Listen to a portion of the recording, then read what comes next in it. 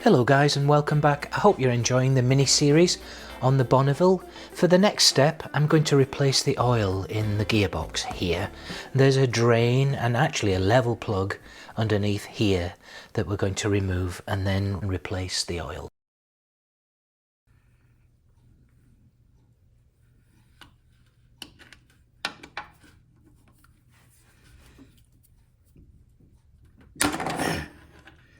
Whoa. Gosh.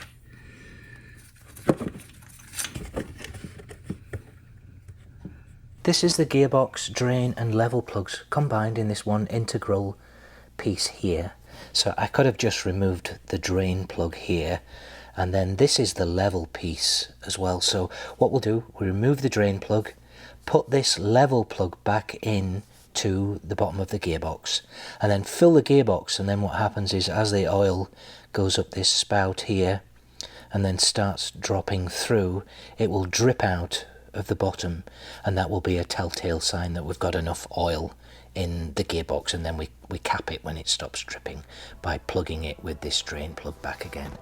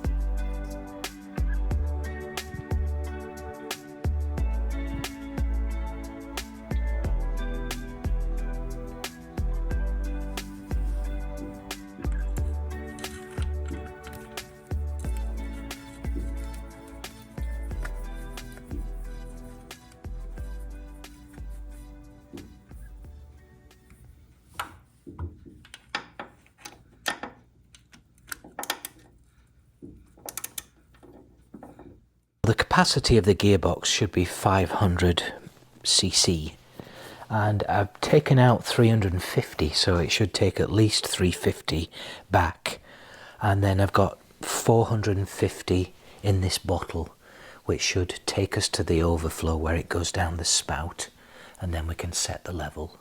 And I'll just keep pumping this in until it starts coming out the bottom.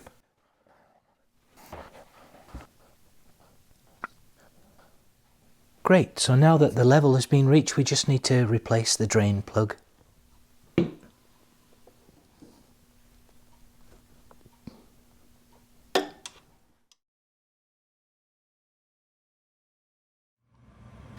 The next job will be to drain the oil out of the primary case, and here is the drain plug down here. There's the level plug, but the bike isn't on a level. Actually, I've got the front tyre off, so I'm just going to drain all the oil out and then just replenish it with the full amount of oil. And it looks pretty tricky to get to, so try in under here first of all.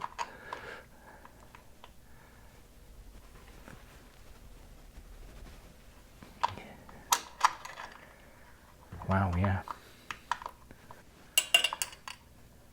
Wow.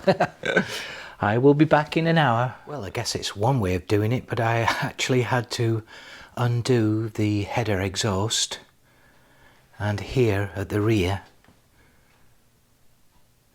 just so that I could swing out the exhaust pipe system so that I could get a wrench in underneath. It wasn't a big deal at all, actually. It only took a few minutes. Most of my spanners, my wrenches, they're not thin enough to get in between here, and I tried all the different angles and that wasn't working, so just decided to pull this pipe away to get in underneath.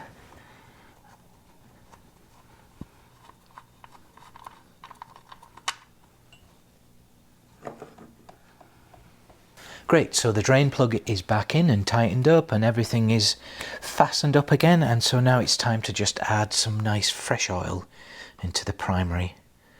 I've got 150 millilitres going in here. It's about a quarter of a pint. In old money,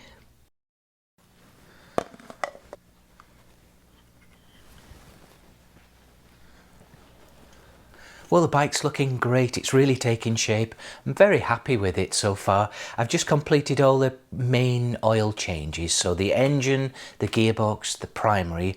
And now I'm just going to go and try and find just a few grease points and grease them. And there aren't many grease points on the bike. There are the two here underneath the swing arm. There's the grease nipple here on the Speedo gear drive on the rear wheel. I'm also going to just smear a little bit of grease on the cam for the points assembly. I have to clean the points and check the gaps at some point as well.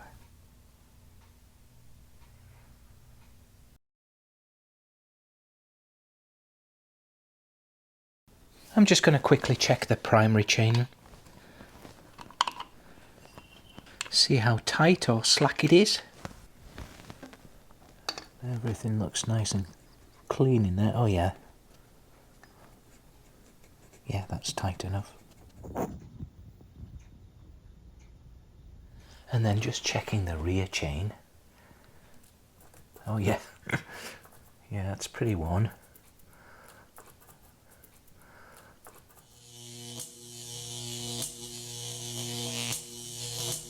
Okay, we're getting to one of the most challenging aspects of the bikes, and that's the electrics. For me, I really struggle with the electrics. So I called a friend today, Jeff. He came over, and by the time I'd put the kettle on and come back in the garage, he'd identified the problem. So here's a summary of what I've done. So fitted the battery, and I've added a strap for tie downs. Use it as a lifting handle now to lift the battery in and out. This is a battery tender.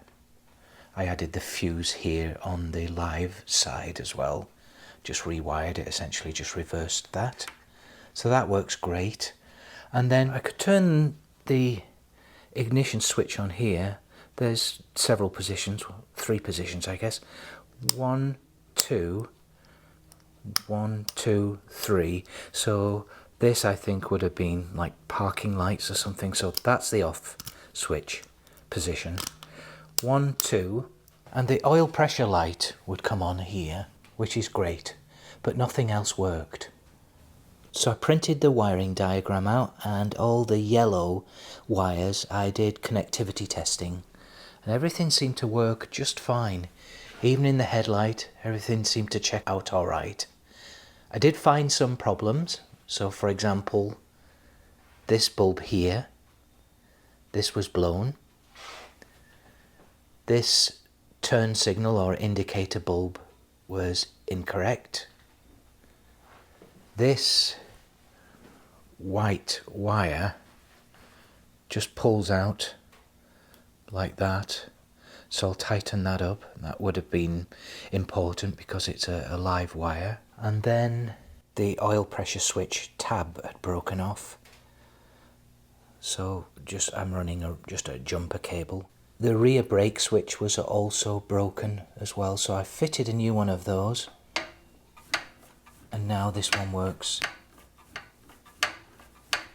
I even removed the switches and I tested connectivity between all the wires here in the switch and the corresponding wire, whether it was in the headlight or down here at the bullet connectors, and everything seemed fine.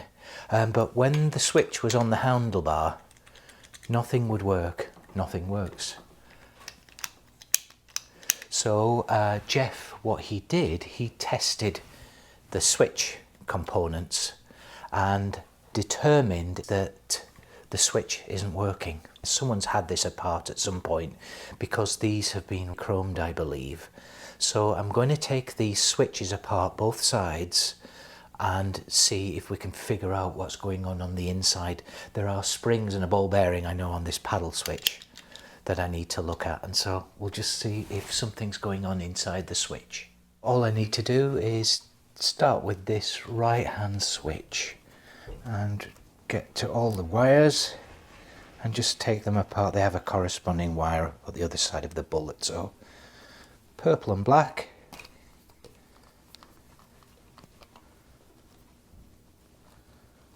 blue and white. It was. I'll come back to that one. Blue. Come on. Blue and red.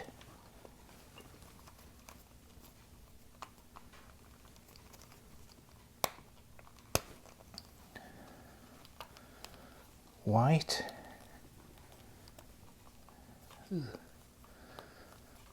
This needs some work, this one.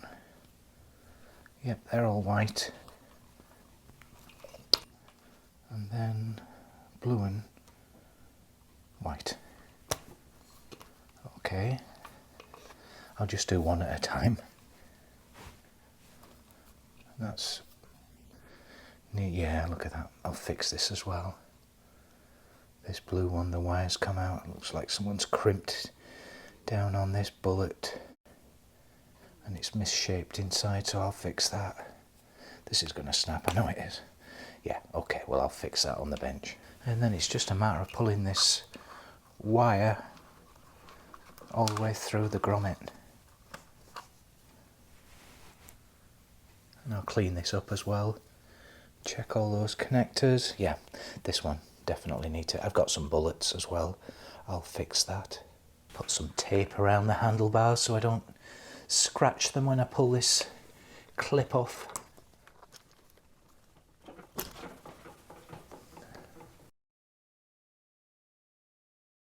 Hopefully not, anyway.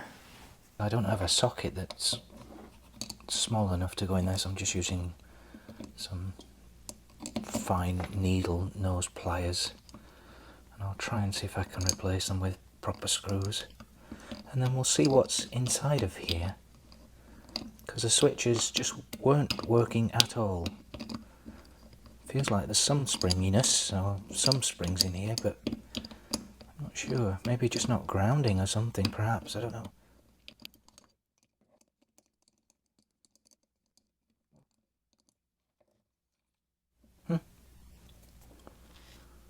I think there's a ball bearing missing. For sure. Maybe those contacts need cleaning as well.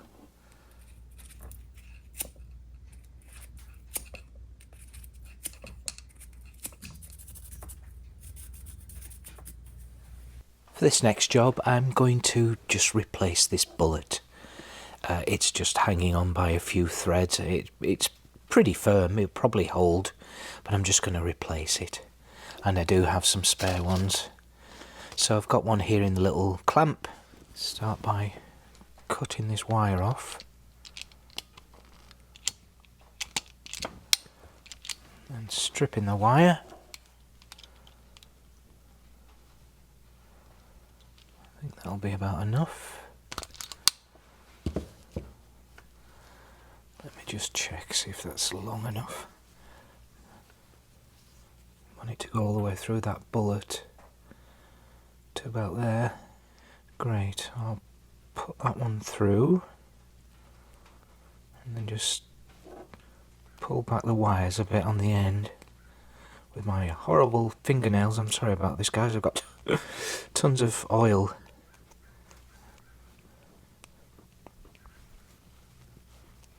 Okay, and then place that in the clamp to hold it.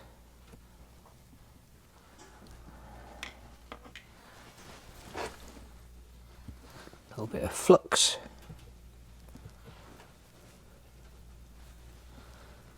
Should have done that earlier so that I can hold the soldering iron onto it underneath. Soldering iron, not soldering iron. And hopefully when this gets hot enough it'll start filling up this bullet cup. There we go. Excellent.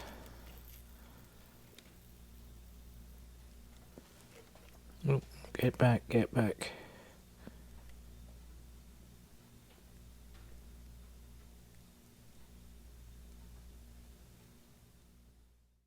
I may have to file some of the excess off from underneath at the tip of the bullet. It's not the most elegant soldering job ever, but it's okay.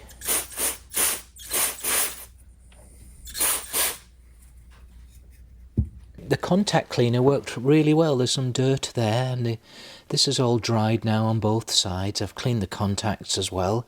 And then I've got this very nice kit of springs and ball bearings from BSA Nut on eBay, and I'll leave a link to his shop in the description of this video, but it's just a matter of putting these back into the switch now, and on the end of these buttons and this, what I call them, a paddle switch. Okay, we'll see if this works. It's a tricky little thing. So I've put these two pieces here so that I can drop the paddle switch down.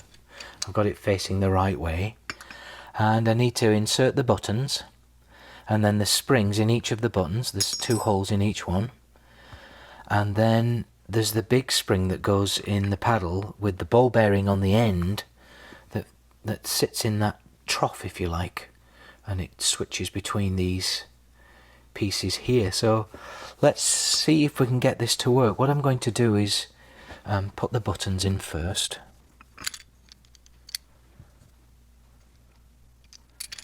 and then I'm going to put a little dab of grease, or a daub of grease as Lunmad would have said, a little daub of grease on the end, so hold them in place.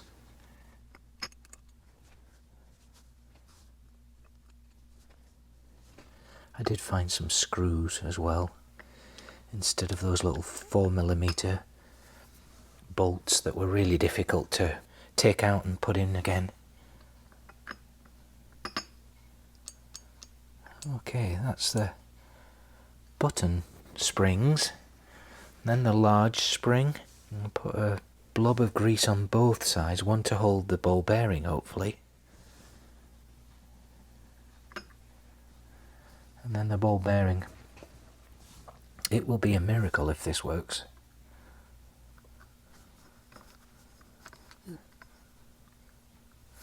There's little pins on this plate as well. I'm assuming that they're supposed to hold the end of the spring so they don't flap about, but it looks a little precarious, I must say. So we'll try and see if this works.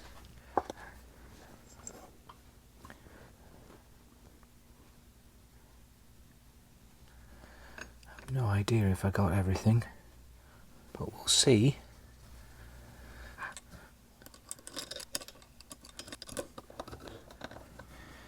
All the while I'm pressing down so that we don't get springs flying everywhere.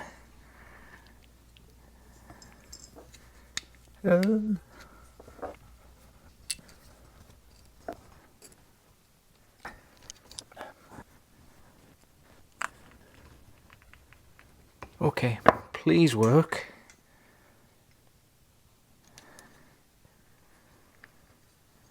All right. That seems to work. This isn't what I'm worrying about, it's this. That works. Ah. Oh.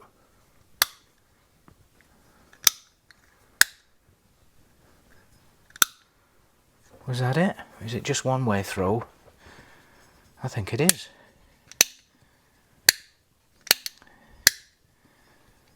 My goodness.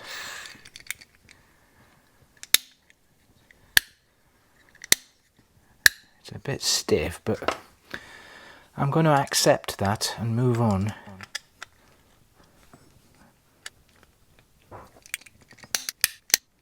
Maybe it'll be a little smoother once it's on the handlebar, perhaps. Okay, great. Now the next one. For this left-hand Lucas switch, this top button is the kill switch, and rather than putting the normal black button back in, I've actually bought a replacement red button as well, just to help with that, and I've actually had to rub it down a little bit on some wet and dry, because with this switch being chromed, it's tightened up that little slot in there. So now this works great, and it will be a nice reminder of which the kill switch is on the left hand handlebar.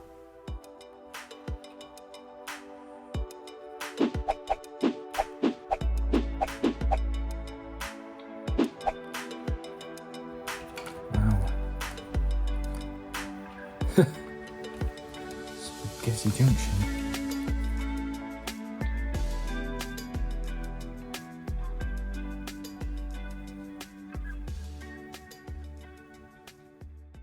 Okay, everything's back together, hopefully, and now the moment of truth. Here we go.